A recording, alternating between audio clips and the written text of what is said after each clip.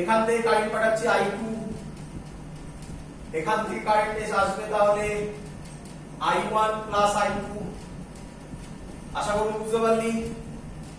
এখান থেকে আসছে I মাইনাস I1, এখান থেকে ব্যাক করে চলে গেল I2, তাহলে এখান থেকে যাবে I minus I1 minus I2, এখানে গেল I1 প্লাস I2, এটা মানে এখানে অ্যাড হবে, তাহলে এখান থেকে ব্যাক করবে I। বল সবাই বুঝলি কিনা? কারেন্টের ডাইরেকশন সব বুঝলি কিনা বল? হ্যাঁ স্যার। ক্লিয়ার? লুপ ধরে করতে পারবি? এক্সাম্পল দেবো? হ্যাঁ স্যার। থাকুক এটা, বাড়িতে করিস, না পারলে বলবি করে দেবো। অ্যানসারটা বলবেন? হ্যাঁ অ্যানসার বলবি, কিন্তু এটা নিজেরা করবি, কারণ সব যদি আমি করে দিই তাহলে কি হবে? I এর ভ্যালু বেরোবে। আচ্ছা একটু শুনে রাখ, আরেকটা কথা আমি একটু বলে নিই।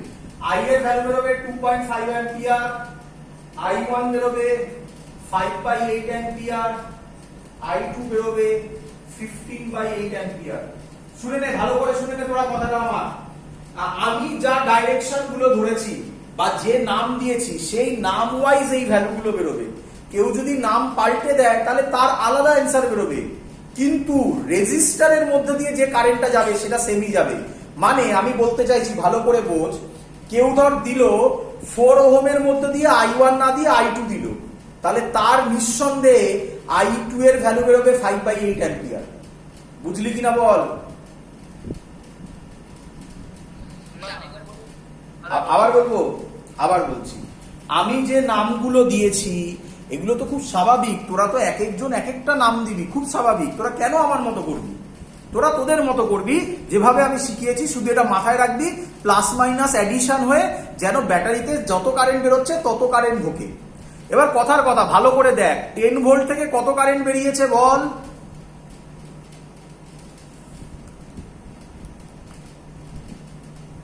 টেন ভোল্ট থেকে কত কারেন্ট বেরিয়েছে বল? I। 4 ওহম দিয়ে কত কারেন্ট গেছে বল? 4 ওহম থেকে কত কারেন্ট গেছে বল? 4 ওহম, আচ্ছা 4 ওহম মানে ওপরেরটা I1। তো ধর তুই এরকম করলি, ওখান থেকে I আনলি, ওখানে I2 দিলি, নাম দিলি, কথার কথা, তাহলে তোর কি I2 এর ভ্যালু 5/8 অ্যাম্পিয়ার বেরোবে না? ও আচ্ছা, হ্যাঁ আমরা ভ্যালুটা চেঞ্জ করি। তো এরকম ভাবে ভাবলে হবে না। মানে পরীক্ষার সময় তোরা কি করিস, সামনের বেঞ্চ যা নাম দিয়েছে ভাবছিস পেছনের বেঞ্চও তাই নাম দিয়েছে, তখন বলা শুরু করলি হ্যাঁ রে I1 এর ভ্যালু কত এসছে, ওর সাথে এর নাও মিলতে পারে, নামটাও একটা ইম্পর্টেন্ট ফ্যাক্টর। বল বুঝলি কিনা? হ্যাঁ স্যার। চলো, এই গেল মোটামুটি কিরচফস ল এর একটা বেসিক পার্ট। বেসিক না, মোটামুটি ভালোই পার্ট, মানে যা যা আছে সবই আমি পড়িয়ে দিয়েছি মোটামুটি। এবার আমরা কিরচফস ল দিয়ে শিখবো পোটেনশিয়াল ডিফারেন্স কিভাবে ক্যালকুলেট করে। কিরচফস ল এর আরেকটা পার্ট কি দেখো, potential difference between two points. Potential difference between two points কিভাবে ক্যালকুলেট হবে? পোটেনশিয়াল ডিফারেন্স আমি শর্টে লিখে দিলাম, বিটুইন টু পয়েন্টস। তো থিওরি বলার দরকার নেই, থিওরি আমি বলতে পারতাম, কিন্তু এখানে আমার মনে হয় থিওরির থেকে অঙ্ক সব থেকে ইজি সবকিছু বোঝানোর জন্য। তো আমি ডাইরেক্টলি ম্যাথামেটিক্সে চলে যাচ্ছি। কি ম্যাথামেটিক্স করি, তোমরা ক্লিয়ার হয়ে যাবে। Positive negative,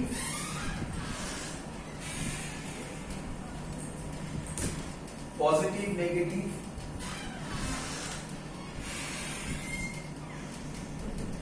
A 5 volt, 2 ohm, 10 volt, 1 ohm, 2 ampere. This is B. Find VA minus V. এটা হলো কোশ্চেন। বল বুঝলি কিনা? বল বুঝলি কিনা? হ্যাঁ স্যার। চল, তোদের প্রথম ভয় থাকে যেটা, সেটা হচ্ছে স্যার এটা তো ফুল সার্কিটই নয়। আরে বাবা, তাতে কিছু যায় আসে না। এতেও কিরচফস ল লাগানো যাবে। আমরা যেভাবে করেছি সেইভাবেই অ্যাপ্লাই করব লজিকগুলো ভালো করে। এটা তো ক্লোজ লুপ নয়, হ্যাঁ এটা তো ক্লোজ লুপ একদম গুড, ক্লোজ লুপ নয়, কিন্তু তবুও আমরা যেভাবে করেছি সেভাবেই আমরা অ্যাপ্লাই করব। তার জন্যই আমি আলাদা করে এটাকে অ্যাজ আ পয়েন্ট হিসাবে তোকে শেখাচ্ছি। বল বুঝলি এত অব্দি? চ কারেন্টের ডাইরেকশন দেওয়া আছে দেখতে পাচ্ছিস, 2 অ্যাম্পিয়ার ফ্রম বি টু এ। কিরে হ্যাঁ স্যার। চলো তাহলে আমি লেখাটা এইভাবে শুরু করব, ভালো করে দেখবে।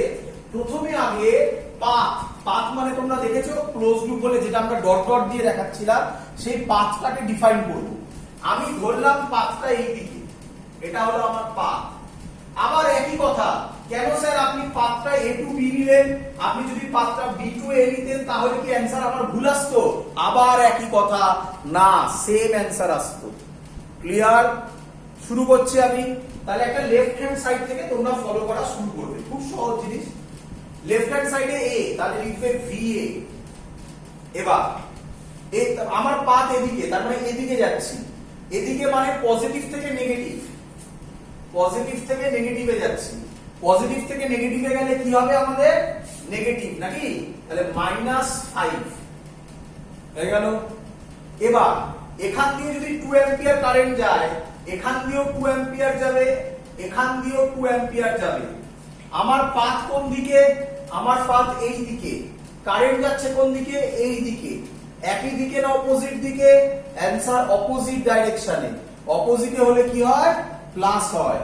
তাহলে প্লাস 2 ইনটু 2, আশা করি বুঝতে পেরেছো। 2 হচ্ছে রেজিস্ট্যান্স, আইআর করছি, 2 হচ্ছে রেজিস্ট্যান্স, 2 হচ্ছে কারেন্ট। আবার এটার মধ্যে দিয়ে যাবো এদিক থেকে এদিকে, মাইনাস প্লাস থেকে মাইনাস, তাহলে হবে -10। এখানে আবার উল্টো দিকে, তাহলে প্লাস 1 ইনটু 2। এবার ইজ ইকুয়াল টু কি করেছিলে? 0 করেছিলে তো। এবার আর 0 করবে না, এবার যেটা আছে সেটা করবে, মানে ভিভি করবে। অঙ্ক সলভ। বলো বুঝলে কিনা? এটা সমান সমান ভিবি। ওটা সমান সমান ভিভি করব, কেন স্যার? কারণ ওটা লাস্টে বি পয়েন্টটা আছে। ওখানে তো পুরো ক্লোজ লুপে এসেছিলাম, ক্লোজ লুপ মানে এ থেকে এতে ব্যাক করেছিলাম, তাই ইজ ইকুয়াল টু 0 করেছিলাম। নেট ডিসপ্লেসমেন্ট 0 হয়েছিল। এখানে কোথায় ব্যাক করছি? বি তে ব্যাক করছি, তাই ইজ ইকুয়াল টু যে পোটেনশিয়াল সেটা তো আর 0 হচ্ছে না, তাই ভিবি। বলো বুঝলে কিনা? আর যদি ব্যাক না করি? ব্যাক না করি বলেই তো ভিবি করলাম, ব্যাক করলে তো 0 করে দিতাম। ও আরে এতে শুরু করছি, এতে শেষ করছি, তাহলে ডিফারেন্স কত হবে? 0 হবে না? হ্যাঁ। আর এতে শুরু করছি, বিতে শেষ হচ্ছে, তাহলে কি ডিফারেন্স 0 হবে? না না। তাই করেছি আমি। ক্লিয়ার সবার? তো আশা করবো এখান থেকে ভিএ মাইনাস ভিবি তোমরা ক্যালকুলেট করে নিতে পারবে। কত হবে ভিএ মাইনাস ভিবি? 5, এটা 4, 10, 8 কি? ক্যালকুলেট করে দেখে নাও 8 ভোল্ট মতো আসছে। চলো এই অঙ্কটাকে যদি একটু ঘুরিয়ে দিই তাহলে সেটা কি রকম হতে পারে তার অঙ্ক করাচ্ছি। একটু ঘুরিয়ে যদি দিই আমি, সেই অঙ্কটা করাচ্ছি। চলো পরের অঙ্ক লেখো, পরের অঙ্ক।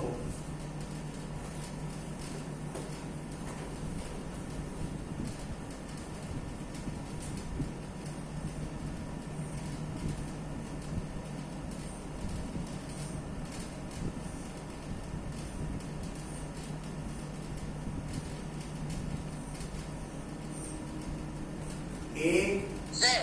বি, শুনছি স্যার। শুনছি। হ্যাঁ স্যার, বলছি কি রেজিস্টারের একটা কথা জিজ্ঞেস করছি, বলছি রেজিস্টারের কাজটা আসলে কি একটু বললেন? আরে সাতকাণ্ড রামায়ণ করে সীতাকার মাসি। হ্যাঁ এতক্ষণ ধরে রেজিস্টার পড়াচ্ছি, আর রেজিস্টার কি কাজ হয়? রেজিস্টার পোটেনশিয়াল ড্রপ জেনারেট করে, V is equal to IR, current ফ্লোকে অপোজ করে, তার জন্য ওখানে একটা ভোল্টেজ ড্রপ ক্রিয়েট হয়। সেই ভোল্টেজ ড্রপটা ডিফারেন্ট ডিফারেন্ট জায়গায় ডিফারেন্ট ভাবে কাজ হয়। আচ্ছা আচ্ছা। চলো কোশ্চেন হচ্ছে find the potential difference between A and B. একই question, find the potential difference between A and B. মানে অনেকটা সার্কিটের মতোই VA minus VB question mark. But এখানে দেখো পরিষ্কার ক্লিয়ার তোমাদের কাছে যে এখানে কিন্তু আর ক্লোজ মানে ওপেন নেই, এই ওপেন না নেই মানে ক্লোজড আছে, পুরো লুপটা ক্লোজড আছে। তাহলে প্রথমে কি করবে, কিরচফস ল অ্যাপ্লাই করে কারেন্ট বার করে নাও, তারপরে কিভাবে এগোবো দেখো। কিরচফস ল অ্যাপ্লাই করে কারেন্ট বার করে নাও। তাহলে কিভাবে কিরচফস ল অ্যাপ্লাই করব, খুব সিম্পল, আশা করব সবাই বুঝবে। 6 ভোল্ট, এটা 3 ভোল্ট, 6 ভোল্ট থেকে কারেন্ট পাঠাচ্ছি। আই এখান থেকে আই, এখান থেকে আই, আই আই হয়ে গেল, গল্প শেষ। লুপ কারেন্টের ডাইরেকশন বললাম এটা, এই সরি পাথের ডাইরেকশন। তাহলে লুপ 1 আর লুপ 1 নাম দিয়ে লুপ 1 দিলাম। লুপ 1 শুরু করছি সেল থেকে, আমাদের পাথ ওয়াইজ নেগেটিভ থেকে পজিটিভ যাচ্ছি, তাহলে -6। তারপরে এখানে আবার অপোজিট ডাইরেকশনে, তার মানে প্লাস আই, 1i মানে আই।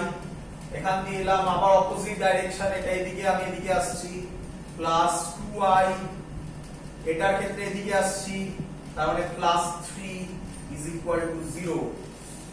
তাহলে এখান থেকে আমি ক্যালকুলেট করলে পাবো 3i, এটা এদিকে চলে যাবে, i is equal two 1 ampere. বলো এত কি বুঝলে কিনা সবাই? চলো 1 মিনিট, কেউ কিছু পাঠিয়েছে।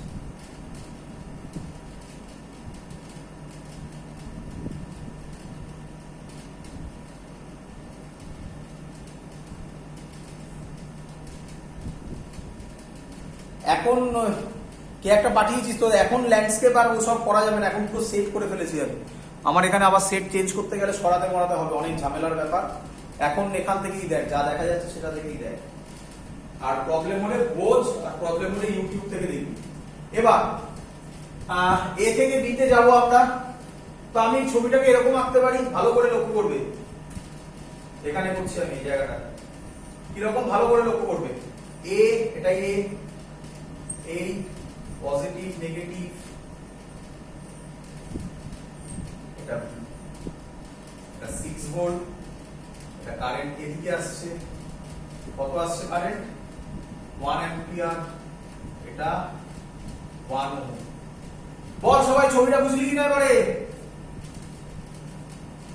দেখ আগেরটার মতো ছবি হয়ে গেছে, বল বুঝলি কিনা?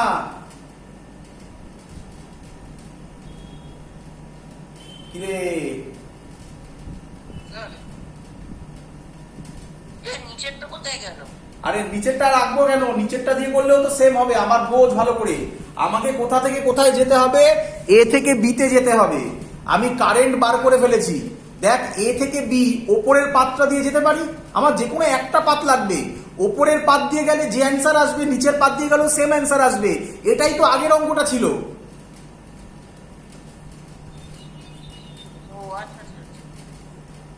আমি নিচেরটা দিয়েও যদি করি সেম অ্যান্সার আসবে, আমি করে দেখাচ্ছি পরে। তাহলে আমি এবার এখান থেকে শুরু করব, একইভাবে আমি যদি এগোই, তাহলে আমি এবার এখান থেকে শুরু করব। এটা হবে VA, এখান থেকে যাচ্ছে আমি পাথ এটাই ধরে নিলাম। তাহলে এখানে VA, এবার আমি এদিকে যাচ্ছি মানে নেগেটিভ -6, এটাই যাচ্ছি কারেন্টের উল্টো দিকে, তাহলে হবে প্লাস 1, 1 ইনটু 1 1ই হবে, ইজ ইকুয়াল টু VB। তাহলে VA minus VB is equal two 5। দেখ বুঝলি কিনা? যদি আমি উল্টোটা নিই মানে নিচের পাতটা নিই, তাহলে দেখ একই অ্যান্সার আসবে। করে দেখাচ্ছি আমি, এইখানে করে দেখাচ্ছি। নিচের পাতটা যদি আমি নিই, দেখ পজিটিভ নেগেটিভ, এই এটা A, এটা B, এটা কত ছিল 3 ভোল্ট, এটা 2 ওহম, কারেন্ট কোন দিকে যাচ্ছিল এই দিকে, এটা 1 অ্যাম্পিয়ার বার করলাম। তাহলে একই পাতে যা, এই পাতেই যা। ফর VA মাইনাস নেগেটিভ থেকে পজিটিভ থেকে নেগেটিভে, তারপরে 3, একই দিকে যাচ্ছি মাইনাস 2 ইনটু 1 মানে 2 ইজ ইকুয়াল টু VB। দেখ সেম অ্যান্সার বেরোবে, সেম অ্যান্সার বেরোবে। যে কোনো একটা দিয়ে কর, এ থেকে বি তে যেতে হবে, যে কোনো একটা পাত দিয়ে গেলেই হবে। বল সবাই বুঝলি কিনা? স্যার বলছি এটাকে একটা সেল হিসেবে নিয়ে নিতে পারতাম নাকি আমরা উপরা দিতে দুটো পার্টকে? বুঝলাম না। স্যার আমরা পড়েছিলাম না cell with internal resistance connected in parallel, ওই ফর্মুলায় যদি ফেলে দিতাম রেজিস্ট্যান্সটাকে আমি ইন্টারনাল রেজিস্ট্যান্স ধরে নিলাম স্যার, হ্যাঁ তাহলে ওইটা দিয়ে তো ফর্মুলায় হ্যাঁ হ্যাঁ হ্যাঁ সেটা দিয়ে করা যাবে না, সেটা দিয়ে শুধুমাত্র এরকম এই সার্কিটটা সলভ হবে। এরকম আরো যদি অনেকগুলো কম্পোনেন্ট থাকতো তাহলে তখন তো এইভাবেই করতে হবে। আচ্ছা এইটার জন্যই বলছি। না না, সবভাবে ভাব, টেকনিক গুলো ভাব। এক একটা অঙ্ক করার তো অনেক টেকনিক আছে, আমি তোকে যতগুলো টেকনিক হয় সেই টেকনিক গুলো শেখাচ্ছি সব কটা। ওগুলো দিয়ে করা যাবে তো নিশ্চয়ই, কেন V equal to E minus I R সেটা দিয়ে করলেও তো হবে। বল সবাই বুঝলি কি না? এটা অসুবিধা হচ্ছে স্যার। কি অসুবিধা হলো?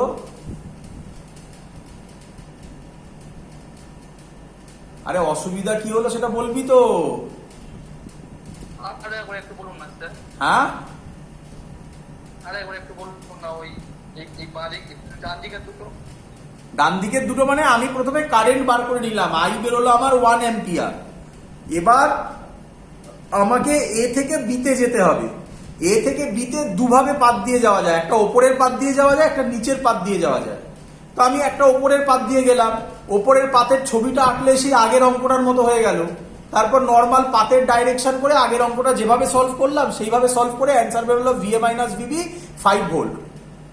নিচের পাত দিয়েও যাওয়া যেত, নিচের পাত দিয়ে ওপরে করে দেখালাম, তাতেও অ্যান্সার দেখ VA মাইনাস VB 5 ভোল্টই আসছে।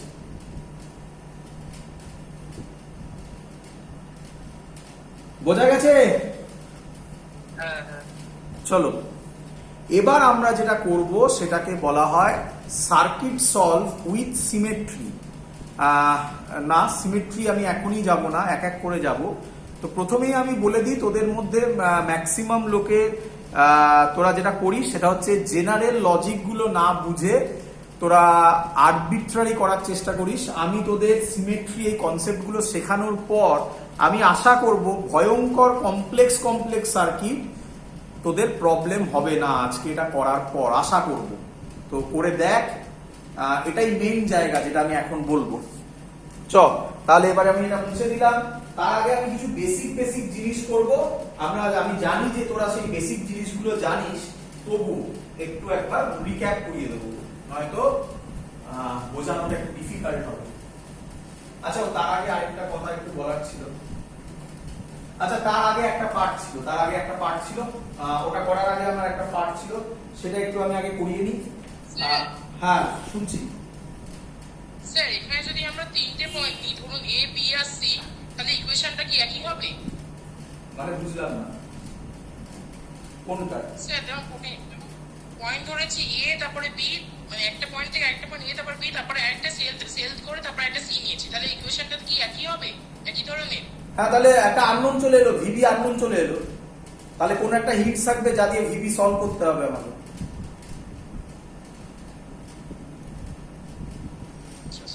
মানে আমার তো সেটা সার্কিটের উপর ডিপেন্ড করবে, সেখানে কিছু হিটস থাকবে যাতে ভিবিটাকে আমাকে জানতে হবে।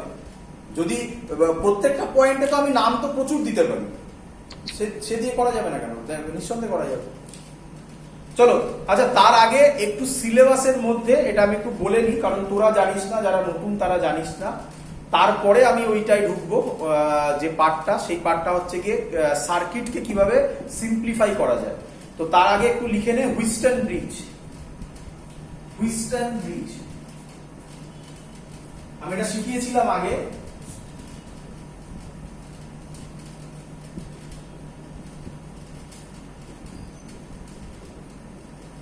ব্রিজ, কিন্তু আমরা সেটা মুখস্থ করেছিলাম ক্যাপাসিটরে, আজকে করব। তো কি বলছে আগে ভালো করে বুঝে নে। এটা একটা সার্কিট, এই টাইপের সার্কিটকে বলা হয় হুইস্টন ব্রিজ। তবে সবসময় যে এরকমই দেখতে হবে তার কোনো মানে নেই। জেনারেলি আমি একটা কথা বলে রাখছি, জেনারেল কথা, আবার রিপিট করছি, এই কথাটার এক্সেপশন আছে। আমি একটা কথা বলে রাখছি, সেটা হচ্ছে যখনই, শুধু এরকম থাকবে না, যখনই এরকম দেখবি যে 5টা অথবা 6টা রেজিস্টার আছে, তাহলে একটা স্লাইটলি প্রবাবিলিটি হতে পারে যে সেটা হুইস্টন ব্রিজ সার্কিট হতে পারে। আবার রিপিট করছি, যখনই তোরা এরকম কিছু দেখবি যে কোথাও 5টা অথবা 6টা রেজিস্টার আছে, তাহলে সেখানে একটা প্রবাবিলিটি আছে হুইস্টন ব্রিজ হওয়ার। আমি এর পরে যেগুলো শেখাবো যদি সেগুলো না হয় তাহলে ওটা নিঃসন্দেহে হুইস্টন ব্রিজের আন্ডারেই পড়বে। এবং আমি চিন্তা নেই হুইস্টন ব্রিজ নিয়ে করব সব জিনিস। আমি আগে থিওরিটা তোদেরকে একটু বুঝিয়ে দিই। থিওরিটা তোদের পরীক্ষায় আসবে, থিওরিটা কিন্তু বোর্ডে আসবে। আবার বলছি, নোটটা আমি গ্রুপে পাঠিয়ে দেবো। কি লেখা আছে আমি বলে দিচ্ছি। This arrangement is called Wheatstone bridge circuit. The value of 4 resistor, sorry একটা মিস করেছি আমি, এটা রেজিস্টার নয়, এটা গ্যালভানোমিটার। প্রথমে একটু বলে রাখি, এটা গ্যালভানোমিটার একটা। এই গ্যালভানোমিটারটাই একটা রেজিস্ট্যান্সও ভাবা যেতে পারে। তাই 1 2 3 4 এটা একটা 5 নম্বর, আর একটা 6 নম্বর এর সাথে সিরিজে বা প্যারালালে দিয়ে দিতে পারে। তাই বলেছি 5 আর 6। তো যাই হোক, গ্যালভানোমিটার হচ্ছে একটা ডিভাইস। বলছে the value of 4 resistors are P, Q, R and S are so adjusted that the potential at B and D, খুব ইম্পর্টেন্ট কথা, নাম দিচ্ছি A, B, C, D, P, Q, R R S এর value এমন ভাবে adjust করা হবে so that the potential between B and D are equal. This is called balanced Wheatstone bridge. খুব ইম্পর্টেন্ট, মানে যেহেতু এখানে আর এখানে পোটেনশিয়াল সেম হচ্ছে, that's why it is called balanced Wheatstone bridge। পরীক্ষায় এইভাবে কোশ্চেন দেয়, what is Wheatstone bridge, write down the balanced condition of Wheatstone bridge or derive the condition of balanced Wheatstone bridge circuit। তো আমি সবকটা করে দেখাচ্ছি, একই আন্ডারে আসবে সবকটা। তো ভালো করে বুঝবি আমরা কিভাবে করছি। হ্যাঁ হ্যাঁ স্যার, হ্যাঁ, ব্যালেন্সড হুইস্টন ব্রিজটা একটু বলবেন আরেকবার। এই সার্কিটটা হচ্ছে এটা। যদি পি কিউ আর আর এস এর ভ্যালু এমন ভাবে অ্যাডজাস্ট করা হবে such that বি আর ডি এর পোটেনশিয়াল সেম থাকতে হবে। যদি বি আর ডি এর পোটেনশিয়াল সেম থাকে then it is called balanced Wheatstone bridge circuit, or B আর ডি এর পোটেনশিয়াল সেম মানে গ্যালভানোমিটার দিয়ে কোনো কারেন্ট ফ্লো হবে না। তাহলে এখানে যে রেজিস্টারটা থাকবে সেটা থাকা যা না থাকাও তাই। বোঝা গেছে? এবার আমি সার্কিট দিয়ে করছি। আমি এখানে নাম দিলাম আই। এখান দিয়ে যে কারেন্টটা যাবে সেটা ধরলাম I1, এখান দিয়ে যে কারেন্টটা যাচ্ছে সেটা I2। যদি বি আর ডি এর সেম পোটেনশিয়াল থাকে এখান দিয়ে কোনো কারেন্ট ফ্লো হবে না। কারেন্ট কেন ফ্লো হয়? Because of potential difference. আর কারেন্ট কোন ডাইরেকশন থেকে কোন ডাইরেকশনে ফ্লো হয়? From higher potential to lower potential. যদি পোটেনশিয়াল গ্যাপটা সেম, ডিফারেন্সটা সেম থাকে, মানে সরি ভুল বললাম, পোটেনশিয়াল ডিফারেন্সটা যদি 0 হয় তাহলে সেখান দিয়ে কখনো কারেন্ট ফ্লো করবে না। তাহলে এখান দিয়ে কোনো কারেন্ট ফ্লো হচ্ছে না। তাহলে এখান দিয়ে যদি I1 যায় এখান দিয়েও I1 ফ্লো করবে, কারণ এখান দিয়ে কোনো ব্রাঞ্চিং হবে না। সেম লজিক, এখান দিয়ে যদি I2 যায় এখান দিয়েও I2 ফ্লো করবে।